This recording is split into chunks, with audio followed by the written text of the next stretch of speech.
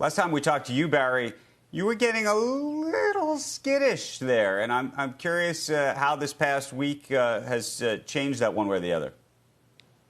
It hasn't, actually, Andrew. So my idea about there being a better environment for a more sustainable correction, if you will, that sounds a little counterintuitive, say better environment for a correction. But the idea was, because of what a little Mike was alluding to with respect to earnings, expectations were exceptionally low for cyclicals, for financials, industrials.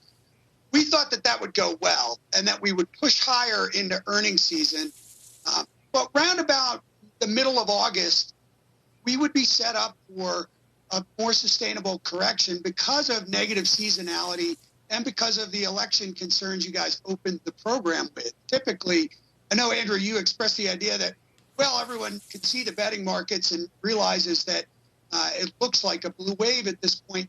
But markets historically don't really focus on that until around and about Labor Day. If you go back to 2010, you can really see that evident when the Republicans were about to take back the House, the reaction in healthcare stocks and financial stocks after, Obamacare and Dodd-Frank had been passed. So the idea was we would push higher through earnings season because expectations for cyclicals were so low and overall economic expectations were so low. The Citibank Economic Surprise Index has never been stronger than it is at present.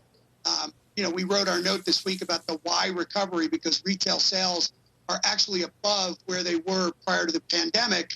So there was this overall misunderstanding of how resilient the economy was. That would be the catalyst for a push higher. But once we've done that and we start to get sentiment more normalized, as evidenced by we still have a VIX at 25, which is pretty high 4 months after the correction. You can see the same thing with downside skew, price for out-of-the-money options. Again, it's elevated. But once you get to mid-August, right, then we would be set up for that correction. So, sorry, that was a little long-winded. So how do you trade that then? Yeah, so basically what you would do is into strength, you would start raising cash. And I wouldn't be raising cash in industrials or financials necessarily, but expectations are exceptionally high in tech.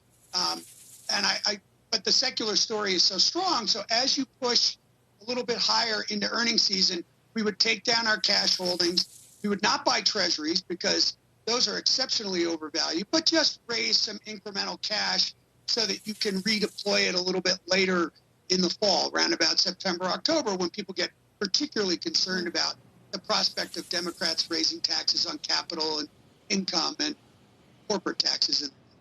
So, Barry, when it happened, I didn't really attribute, I didn't think it was that true, but when Biden went ahead and it became clear that Sanders was vanquished, the market had a couple of pretty good days, and people actually attributed that to Biden winning. Do you think right now the market is comfortable with the prospect of President Biden, along with maybe even a Democratic Senate? You think that maybe the market's saying, okay, it's not like a worst case scenario, and Biden has in the past, at least in the past, has been relatively moderate. Is that where the market is? Or do you think after Labor Day, if it becomes clear, if the betting sites don't change in terms of the Senate and the presidency, do you think at that point the market wakes up and says, all right, I'm going to readjust lower? Yes, I do. And I think the reason the market's not focusing on it now, just, not to look at history necessarily, but just think about the current situation, is that we have, we have this relentlessly strong data that people are underestimating. So that impulse is driving things higher.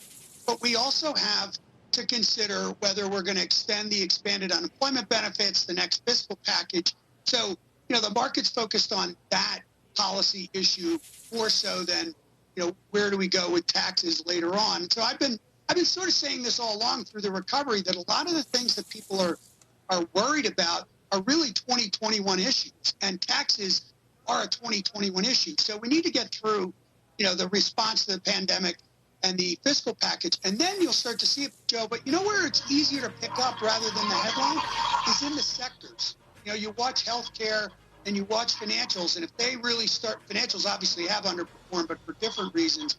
But if healthcare were to really start to underperform, that's when the market is focusing on the prospect of a change in, in Washington. And Thanks, I think Barry. that happens around Labor